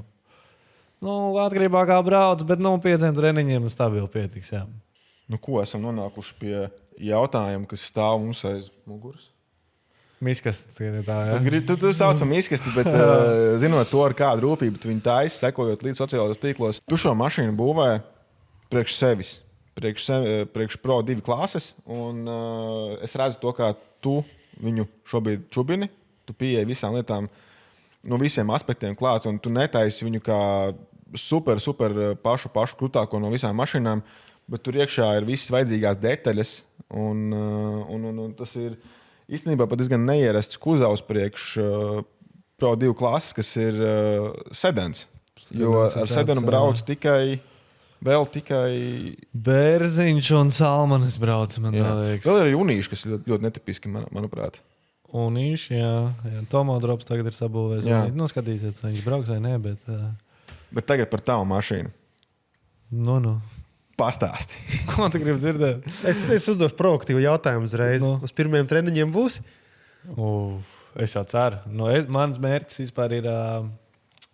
Gongs sākās mājā. Es gribētu uz aprīli, lai viņi gatavo. Tāpēc, ja tev nav ko darīt, zvani man. Vienmēr atradīs, ko darīt. Jā. Jo daru es visu viens. Vienam ir sarežģīti. Sarežģīti ir kurā gadījumā, vai ne? Jo ņemot vērā, kad pirmo reizi to dara daudz lietas. Un, nokrāsot, tas ir viens, bet, lai tiktu līdz tai krāsošanai, viss mastiks vispārējo, tas aizņem dienas un vienam pašam ar fleksi pa centimetram. Jā, ir sarežģīti. Tā kā...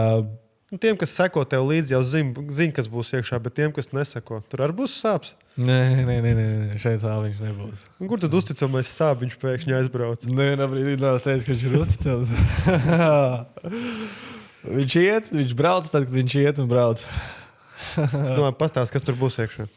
Jā, tur būs M50, viss kaltais iekšā būs kaltai klaņi, virzuļi, būs M50 2.8. Palielināts tilpums. Turbo noteikti. Turbo, jā, viennozīmīgi. Kaut ko skatīsies kvalitatīvāk, gan jau kaut kādu pulsāru turbīnu ar šādiem tādiem pāris lietām, ko es nedrīkst stāstīt, kas tur būs modificēts. Jo... Droši, savs sportiskais noslēpums. Jā, standartiņš, dubultās atspērs, kloķencīta, cits ceļsūgnis, pastiprinātājs. Tādas brīvāk domāju par to arī. Palielam mēģinu pie visu piedomāt tā, lai ir viss brīvi pieejams. Nav tā, ka pieņemsim 50 teļus sūkni, tu uz katru stūru tagad neatradīsi, vēl nezinu kādā stāvoklī vai ne. Par tādām mazām niansītēm tas pats par stūras pastiprinātāju, liksim pie otro stūras pastiprinātāju, lai viņi vairāk pieejami un nebūs tik sarežģīti atrast kritiskās situācijās vai ne. Arī par vispārējo viss tiek taisīts tā, lai piekļūst visam, ātri tiek maināms un nav tur jādomā maksimāli maz modificēt lietas, kas ir oriģinālās lietas maksimāli maz modificēt, lai pie nomaiņas tev nav tur jāmetina tur kaut kas. Nu, kā sportists mēs teikt, plug and play. Nu, jā, precīzi, jā. Labi, skaidrs. Ātrumkārba. Ātrumkārba būs no standartiņš 3-litrīgas dīzeļa. Nu, redaktors attiecīgi arī standarts. Nē, redaktors pusrāms jau ir pārtaisīts. E65 redaktors. Nu, bet, standarta detaļa, ne sportam paredzēts redaktors. Ne sportam, jā. Nu, ielas auto redaktors. Jā. Nu, pusrāms modificēts, bet tādu mēs uztaisīsim vēl vienu rezervē, lai vienmēr ir. Un attiecības redaktoriem tev būs vēl papildus kaut kādas redaktori vēl? Jā, tur es vairākus iepirkšu, ir zināms, painteresējos, kur kādu labāk likt, un viss iepirks pārtaisīs. Kas būs savādāks tam autiņam nekā citiem? Vai būs kaut kas tāds unikālāks? Nu, tāds, nezinu, tava odziņa autiņā. Jā. Es nezinu, es gribu to teikt. Nu, es skatīšos, vai es to izdarīšu, vai tas nebūs too much, bet visiem patīk tur. Karbonā, tur šis te panelis, jā, vispārējo es gribētu viņu pieņemt. Tagad tā virspusē runājot, jā, es viņu gribētu aizvest uz stikla šķiedes, viņš ir aizvest uz hidrodipingu un tur pieņemsim ar Gucci logo viņu tur visu nomaukt, jā, no Louis Vuitton, nu, whatever. Un kas savādāks? Nu, nezinu, kas savādāks. Viss jau pēc standarta recepcija pa lejam, tur, ko tur, vai nu lietas kaut ko dārgu, vai nu lietas kaut ko lētāku, pa lejam uzbūvi jau tādu pat galvenais piedomāt pie tā, ko es minēju, lai viss pēc tam viegli nomaināms, samaināms, sataisāms. Galvenais, lai visam tiek klāt. Jā, nekas baigs savādāks nebūs. Tas pats Vaisfabs, koils, ko tur es nezinu, ko es tur varu pateikt. Nebūs tur 10,000 detaļas kaut kādas. Mans plāns ir, nezinu, cik reāli, es gribētu iekļauties 15,000. Kopējā, neskaitot savu darbu laiku un tāds dienas tīri detaļās un visā pārējā. Arī attiecīgi, kāpēc es filmēju to visu, lai es gribētu beigās, lai, ja sanāk iekļauties tajos 15,000, lai cilvēki redz, ka tas ir iespējams arī ar tādu naudu to izdarīt. Un beigās, un to mēs skatīsimies, kā būs arī, ja labs rezultāts būs, lai, tev mudinātu, varbūt arī kaut ko tādu izdarīt un saprast, ka tas ir reāli, nevis nereāli, un skatīties uz tiem cilvēkiem, ka viņi, tev tur, bez 100,000 tu neko neizdarīsi. Labi, 100,000 tā ir tāda uzpūstā. 50,000 ar tāpat lielu naudu. Labi, bet tie nav 100,000. Jā. Beigās, es domāju, jebkurā gadījumā sezonu nobraukt izmaksās dārgāk nekā uzbūvēt mašīnu. Atkarībā cik daudz trenējās. Izstās jau labi īstenībā tā. Jā. Piedomāts pie visa kaut kur. Šitāds bumpers te nebūs. Es viņu nopirku, bet sapratu, ka es viņu nelikšu. Es arī taisīšu viņu savādāk. Nebūs standarta FD stila vai tur standarta Latvijas. Tur es gribu riktīgi Japāņu stilu. Man patīk. Kaut ko līdzīgu. Fender būs savādāki, bumpers, kaut kas uz to pusi. Tur cits spoileri, savādāks arks. Tur man nepatīk visi tie trakie uzpūstie kaut kādi tur tie baloni. Es uzskatu, tam visam ir robežas tāda, ka man nepatīk tās kvadrātainās ar tādas formas vispārējais. Ar žileta aizmugurē. Kas bija žileta? Spoilers. Tas mega lielais nebūs. Mega lielais būs bijis savādāks, to es vēl neteikšu. Skatīsimies, vai tas patiks Dainītim vai nē, bet nevajadzētu būt tas jau stikla šie detaļas būs, tas jau neko nemainīs. As būs? Kas tad? As būs? Kāda as? As, tā kā spits kaut kas. Nē. Tad jau. Nē. Es neesmu teikt, kas noteikums lasīs. Man pavisam īpatnējs stils, es piedomāju pavisam pie visa, teikšu tā pie tā dizaina. Dugas, bažbāri, viss vienā krāsā, visi rokturi, tur tā, lai normāls akcents, nav tur varavīgs, un tur tāds ar tādu... Bet ar Gucci paneli. Ar Gucci paneli, jā. Vai nu slapjās ragans logo, vai nezinu, tas ir tā, jā. Kaut ko savādāk, es gribu, man patīk piedurties, man patīk uztaisīt kaut ko varbūt nestandartisku, kā visiem ierasts. Man liekas, ka visgrūtākais ir uztaisīt nestandartisku, bet lai labi izskatās. Skaties, aprīlī redzēju. Jā, es ar lielāko prieku, jo tiešām ir, cik es esmu bijis šogad sacensībās, ir ļoti forši. Ir tā vienādā masa, Kas ir visi, var redzēt, kad ir, es nezinu, agrāk viņus sauc par ķekā uz bumperiem, gan jau, ka es nezinu, vai ķekā vēl viņus ražo vai nē. Ražo mani Fender no viņiem. Ka vienkārši kaut tur ir tona ar 36 vai 46 un visiem vienādi bumperi vienkārši. Pilnīgi, neinteresanti. Izstāsta jau labi tās mašīnas, tur nav pa divu domu, bet gribās kaut ko savā. Savā, es jau nesaku, ka viņas izstāsta slikti. Vienkārši tas viss ir tik šausmīgi vienās, ka kaut kāda personalizācija vairāk prasās, bet tas ir atkal mans subjektīvais viedoklis un Es tur pieņemšu spārnus, pirms gatavs spārnus, pēc tam vedīšu pie meistara, pārtaisīsim pa savam, uzliksim to, ko es gribu. Formu taisīs savu vai tikai pārtaisīs? Formu nē, tur nedaudz vēl pārtaisīs, tur, sakot, līdz redzēsiet, jā. Es domāju, ka būs labi, ar Karlo mēs arī, piedursimies dizainam, kad jau būs līdzīgi kā pagājuši gadu krāsas, skatīsimies, ko. Rozā būs? Roza, lai cik stulbi skatās, varbūt nē, bet violetā ir man mīļākā krāsa laikam. Jā, nav tā, ka es nesāju violetas džemperis, cepurs, skurpus vai ko, bet tā uz mašīnas man patīk violeta. Tricārs man violets, jā, žurka violeta. Man patīk violetā krāsa, man liekas, viņi piestāv tādām sportiskām mašīnām.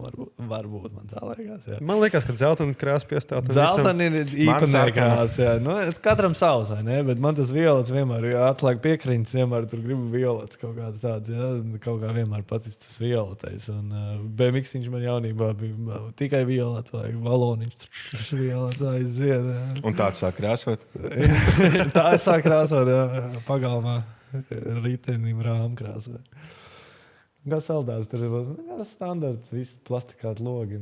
Ko ar diskiem darīs? Kaut ko stilīgi vai? Kaut ko tādu, kas ir uz ielām vai kaut ko? Nē, to es vēl meklēju. Nevaru izdomāt, ko es gribu. Beigās, ja nebūs budžets, būs jābrauc ar tiem pašiem stāvus S6. Tie vismaz man jau ir iepirkti kaut kādā, nezinu, cik tur 11 gabali jau esmu nopircis viņas, bet vai es viņas atstāšu priekšā viennozīmīgi vai kaut ko agresīvu, stilīgu, nemilzīgs, placus. Nē, es uzskatu. Tas nav vajadzīgi, to nevajag darīt. Tev ir vaisaps, tev jau viss ir plats un agresīvs. Jā, bet viņš nebūs tādā Camberī. Es domāju, viņš šitā stāvdaļa tām koilām augšā ir, bet atbalsta. Viņiem nav paredzēta uzliekot vaisapu Camber plates. Tur vairs nebūs tādā Camberī. Man nepatīk. Pat raku arī nav vajadzīgi. Bet tur vienkārši vajadzēja vēl fleksēt caurumus glāzēs, tāpēc es negribēju vēl to darīt. Tāpat viss būs jājauc nost vēlreiz, jo tikai visi ir nogruntēti, tas būs jānokrāso. Tagad es gribu maksimāli visu salikt, gan hidrai piemetināt kronšteinus, visu trubīnas izvilkt, visu izvilkt, kur vajag, tad ņemt nost un krāsot, lai pēc tam nav jādara tas divreiz, un lai viss ir piemetināts, sametināts un savās vietās. Es tev vairs īsti negribu uzdot jautājumu, kādā krāsā, jo es zinu, ka teiksi, motortelpu, kādā krāsā, jo es zinu, ka teiksi, ka pienāks laiks redzēsim. Tas nav noslēpums, varbūt ne. Pelēks. Kādā tonī, jā, viss salons būs pelēks, tāds grafīti pelēks, tāds tumšāk pelēks. Ne galīgi tumšo saulē būs karsti salonā, bet tāda pelēcīga man ir, tāpēc izdomāts kontrastiņš ar visām dugām un vispār. Dugs būs rozā, ja? Beidz, neteši, kāds rozā. Valfkavers būs rozā. Kāds rozā. Tagad es gribu pārdot tricāri, iespējams jau es viņu pārdevu, tāpēc man vajag pa piemiņu, ka tricārs aizgājis, man vajag viņa krāsu. Jā, man ir kā čoms iemaksāja depozītu. Tu esi nolēmis. Kā tas Pro 2 autiņš sodāk uzbūvēs? Nē, tur es to naudu vispār nelikšu šajā mašīnā. Tas ir vienkārši... Sāps jāiztais viņu. Arī nē, tā nauda netiks izmantot nekur. Viņa vienkārši tiks nolikta, jo es uzskatu, lai cik forši bijis ar to mašīnu, cik daudz ir pieredzēts, es uzskatu, tā ir nevajadzīga lieta man. Tomēr daudz gadi, un tās mašīnas arvien vairāk un vairāk paliek. Un tas nav vienīgi. Man vēl 46. vēl ikdienas mašīnas. Un vēl kaut kāds vienkārši miskas nopirks, kas mētājās tur. Es uzskatu, vienkārši pienācis laiks, laikam, atvadīties. Man es jau kā ieliku sludinājumu. Man pirmajā dienā jau čovak rakstīja, cikos var braukt. Un es tā ignoru. Es negribu. Es vēl šaubījos. Un tad uzrakstīju čomus, kurus jau ļoti ilgi pazīstu. Un es zinu, ka vismaz, viņam vismaz būs manā redzeslokā. Viņš brauc pie maniem, vedīs tur, viņi tur pataisīt kaut ko. Un tad es domāju, labi, tādā gadījumā es vēl varu dot. Jā, bet tā svešiniekam es domāju, nē. Man vispār tāda, man nepatīk pārdot mašīnas. Es nopērku un braucu, kamēr viņi nomirst. Pēc tevis tikai Tolmets. Pēc manis tikai Tolmets. Tieši tā, Rūša Čupiņa vai Tolmets. Nav starpiem. Tāda varbūt stulba atkal tāds ieradums, bet man nepatīk. Ja ir daudz darbs ieguldīts, vispārējais, es tam grūti no viņas tikt vajā. Tas pats ar tricāru, bet, sāpīgāk ir skatīties, ka tu viņu pārdod un kāds viņu vienkārši nojāja. Jā. Žurka man arī piedāvāja jau nopirkt. Viņš piedāvāja 9,000, laikam. Es negribu. Bet ko tu darīsi tā autiņu nocpus? Atraušu. Vispār ir tāda lieta, skatīties, vai sanāks realizēt vai nē, vai es ceru, ka viss sanāks. Bet, ja es pabeigšu būvēt, visticamāk tas notiks. Es vienmēr esmu gribējis, kad es biju jauns, ka man vienkārši paspīja tāda iespēja, ka man pieņems kāds iedot mašīnu vai ne. Un esmu apņēmies vienkārši kādam iedot to mašīnu, apmācīt, pamācīt, lai brauc gonkās. Un vienkārši dot kādam iespēju, varbūt kam nav tāda iespēja, un lai viņš uzbrauc vienkārši gonkās. Tas būtu tik grūti. Jā. Ir it kā viens jau censons izvēlēts, bet šogad, šitā mašīna būtu gatava. Es jau sen nevilcinātu garumā. Es teiktu, jā, bet tā kā es neesmu pārliecināts, un es tāpat gribu braukt, neatkarīgi no kā vienalga, kur kaut vai ar žiguli. No žiguli nē, bet Mārtiņam, ar to, kas ir sirsniņā. Nē, no žiguli pa sniegu, kāpēc nē. Bet es gribu braukt un... es nepabeigšu būt stulbi cilvēkam apsolīt tagad. Jā, Taisnība. Un tad es viņam pasaku, nē, sorry, es nepabeidzu. Un, viņam ir sava mašīna, bet jautājums ir, vai viņam sākt viņu taisīt vai nē, lai varētu pilnvērtīgi braukt. Tāpēc veicam apspriežam vēl to situāciju. Un... Tad sanāk tā, ka nākamgad mēs tev redzēsim jebkurā gadījumā. Jā. Jautājums tikai kurā klasē? Varbūt klasē? abās. Varbūt abās. Varbūt tikai Pro 2. Varbūt ne Latvijā. Ja tu brauc uz Spānijas, brauc līdzi. Mēs dzirdējām, ka tev ir iespēja dabūt ar 9-vietīgu būsu. Man nav 9-vietīgs. Viņš vairāk vietīgs? Nē, 6-vietīgs. Un neviņas nebraukt uz Spāniju toši nevarēs. Var gadīties, ka Lietuvā pakaļ būs jābrauc. Ar Rīgas braukt? Taču izdomāsim. To mēs sadomāsim. Un tagad uz pozitīvas nots mēs beigsim ar vēl vienu skatītāju jautājumu tev no tevis. Vai tev šis viss jau nav apnicis? Nedaudz. Varbūt nē. Man patīk tas, ko es daru. Man patīk, ka man ikdiena sanāk apvienot ar to visu, gan raganā, gan...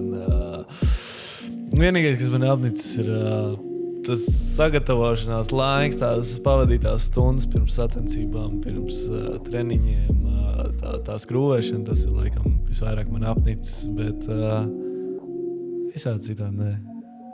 Kad tiekāp mašīnā, iespēja pedāls aizmirstās, vai ne? Tas aizmirstās. Tikai tāpēc to arī dara. Labi, lai tev viss izdodas. Paldies jums, paldies mums!